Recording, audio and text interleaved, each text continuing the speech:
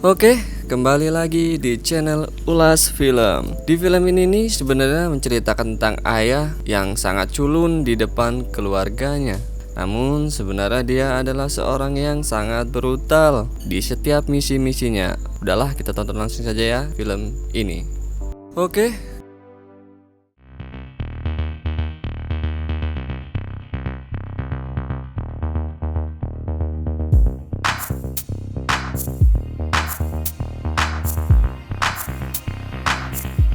Film ini memperlihatkan pemeran utama yang bernama Hook yang sedang menjalankan hari-harinya seperti biasa yang sangat monoton dan membosankan. Jadi dia itu melakukan kegiatannya ya setiap harinya seperti itulah. Saya pun melihatnya sangat bosan, apalagi Anda ya kan.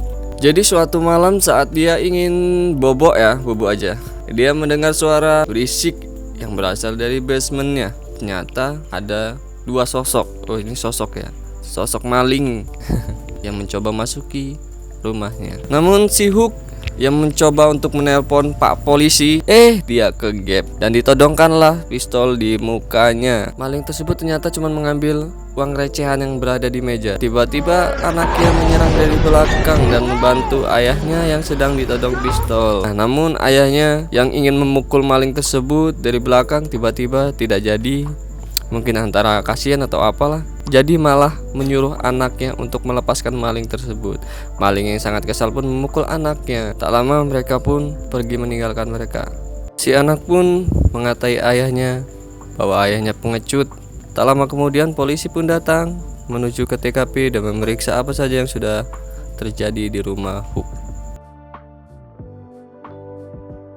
Keesokan harinya pada saat sarapan pagi bersama keluarganya, si Hook diacukan oleh anak-anaknya, didiamkan lalu ditinggal pergi begitu saja. Hook pun terlihat kesal karena keluarganya tak menganggapnya. Pada saat ia ingin berangkat kerja, ternyata tetangganya juga mengetahui bahwa Hook malah membebaskan dan dianggapnya pun ya pengecut seperti itulah. Sesampainya di tempat kerja, ia ditemui oleh adik ipar istrinya dan dia juga diledek atas kejadian semalam dan diberikannya sebuah pistol untuk menjaga dirinya itulah. Sesaat kemudian Hook dihampiri oleh mertuanya. Mertuanya itu membahas tentang perusahaan yang ingin dibeli oleh Hook. Saat ia suntuk di ruang kerjanya lalu membuka laci. Laci tersebut berisi radio yang setiap kali Hook menyalakan radio tersebut dan berbicara pada orang yang misterius. Tetapi ada hal yang menarik dari perbincangan mereka, yaitu alasan Hook yang tak menyerang dan menangkap maling yang masuk ke basementnya semalam. Sehabis pulang kerja, ia bergegas menemui ayahnya yang sedang berada di panti jompo karena ayahnya sudah tidak bisa apa-apa, lalu sambil menonton film. Saat Hook sudah pulang ke rumah, karena kejadian semalam dia masih dicuekin sama keluarga dan anak perempuannya dan langsung darah tinggi. Seketika Hook sudah berada di dalam panti jompo, ia mengambil senjata rahasia yang disimpannya, lalu bergegas mencari maling tersebut dengan sebuah petunjuk tato yang ada di lengan maling tersebut. Hook pun mencari ke semua tempat tato yang berada di kota. Namun hasilnya zong. Tidak ada satupun yang ada. Namun masih ada satu tempat tato yang ia ingin datangi. Dan tempat tersebut sudah ada sejak lama dan diisi oleh orang-orang yang tidak biasa. Sampai ada seorang pak tua yang melihat tato di lengan Hook dan dia langsung berterima kasih pada Hook. Seketika orang tersebut langsung bersikap aneh dan langsung menawarkan bantuannya. Semakin penasaran saja kita dengan si Hook ini. Sebenarnya dia ini siapa ya? Tak perlu waktu yang lama, Hook pun tiba di tempat malingnya waktu itu mendatangi rumah Hook. Langsung memukul kepala yang botak itu. Saat ingin menembak kepala maling tersebut, terdengar suara bayi menangis. Meow, meow. Langsung menghampiri suara tersebut dan menyesali perbuatannya, lalu keluar dan memukul-mukul tembok. Si Scene pun berpindah saat dia di bus kota. Di saat Hook belum puas atas kekesalannya tersebut, datang beberapa gerombolan anak muda yang mabuk dan berbuat rusuh. Dengan datangnya mereka, Hook pun merasa senang karena ada bahan pelampiasan kekesalan dia, dan dia pun menyuruh supir untuk keluar lalu mengunci bus tersebut. Seketika Hook langsung mengajak gerombolan tersebut untuk berkelahi. Pertandingan pun dimulai. Mereka saling menghantam. Namun Hook yang memang sangat misterius itu mampu melawan musuh-musuhnya.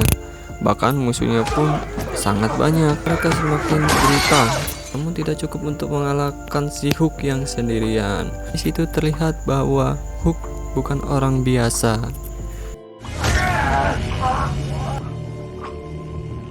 Saat di rumah sang istri, kaget melihat Duke yang bonyok akibat perkelahiannya, dan sang istri pun mengobatinya lalu menemaninya hingga bubuk bareng. Berikutnya terlihat seorang ketua mafia yang bernama Kusnov. Kita sebut saja Kang Kus, yang sedang berada di sebuah klub malam.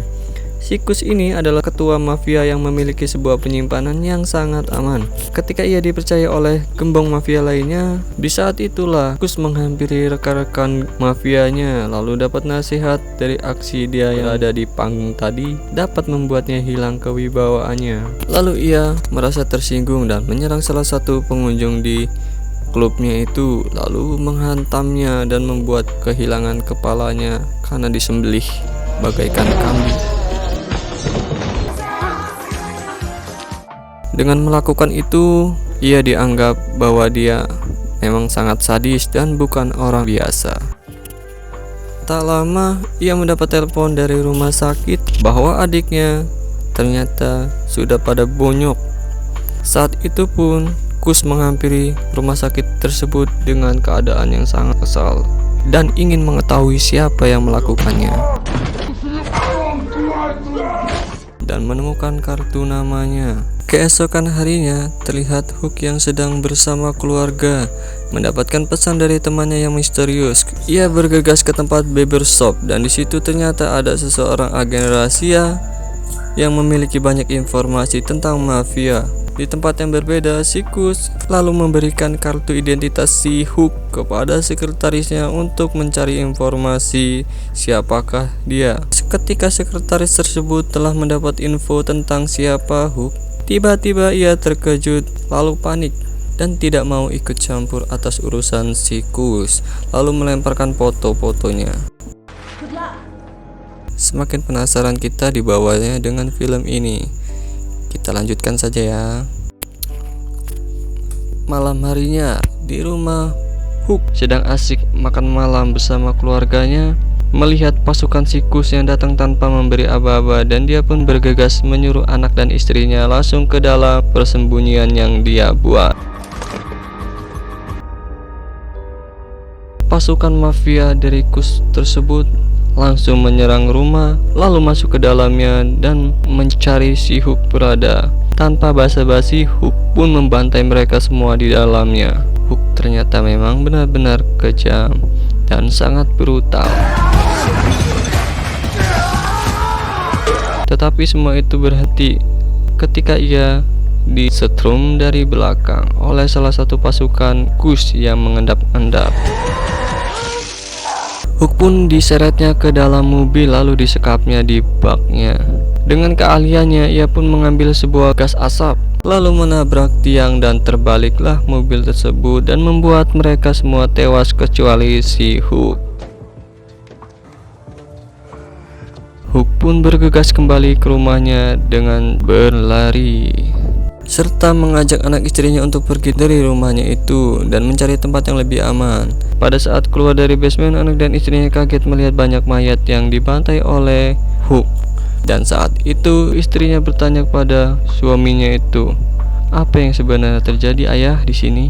Namun si Hook tetap diam saja dan lalu bergegas mengajak mereka pergi dari rumah itu. Setelah menyuruh keluarganya pergi, Hook membereskan sisa-sisa pasukan Kus, lalu mengumpulkan mereka di sofa. Tidak lama basa-basi, ia pun membakar rumahnya sendiri lalu meninggalkannya.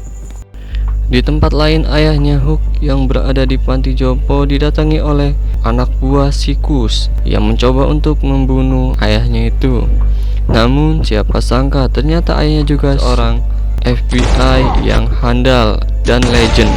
Dengan gampangnya mereka semua mati. Di sisi lain, ia pun menemui mertuanya lalu menawarkan harga untuk membeli perusahaannya tersebut. Namun sang adik ipar yang tidak terima dengan tawaran Hook itu langsung memukul. Namun Hook yang memang sangat hebat malah memukul balik adik iparnya hingga kenok.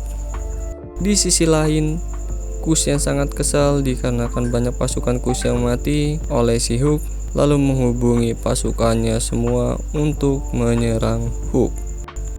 Dengan santainya Hook pun mendatangi bank penyimpanan uang dari ketua mafia si Kus, lalu menyerang semua penjaga-penjaga maupun karyawan-karyawan di situ dan membakar semua uang-uangnya.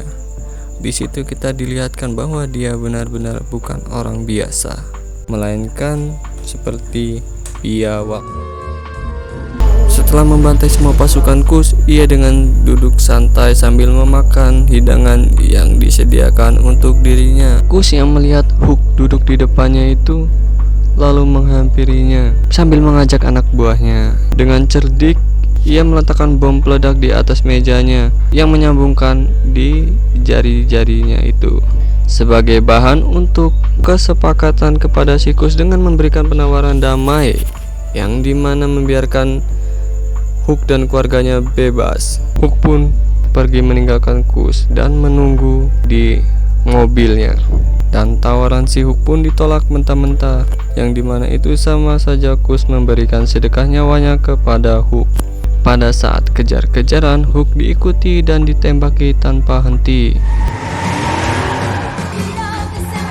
Di situ pun pertarungan yang sangat seru, di mana semua peluru berterbangan. Di situ mobil pasukan Hook pun terbalik dan dia berhenti di sebuah perusahaan yang telah dibelinya itu. Namun yang bikin kita lebih terkejut adalah bahwa di situ ada sang ayah yang tiba-tiba datang dan membantu kedua anaknya tersebut. Hook yang melihatnya sangat takjub.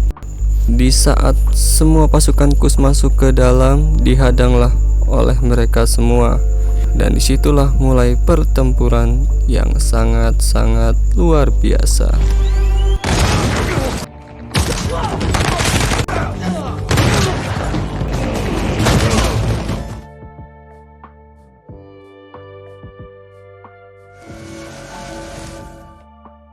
Dengan kerennya mereka menembaki pasukan Kus dengan bergaya.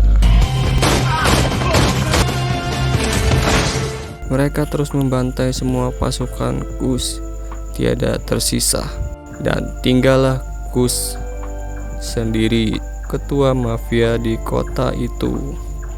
Namun ya, karena memang bukan tandingan mereka.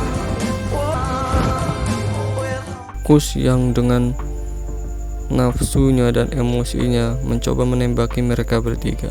Bukan Hook namanya kalau nggak ngelakuin hal-hal yang luar biasa. Ia memasang ranjau tempel di pelindung anti peluru, lalu menghampiri Kus dan meledak di hadapan mereka. Karena tembakan dari Kus tersebut, mereka pun terpental. Kus pun tewas dengan mengenaskan. Hook pun menyuruh mereka berdua untuk pergi. Tak lama polisi pun datang di tempat mereka. Skip cerita, setelah itu terlihat Hook yang diinterogasi oleh dua petugas. Pada saat menginterogasi, mereka berdua ditelepon oleh orang yang misterius, dan orang misterius tersebut menyuruh mereka membebaskan Hook begitu saja.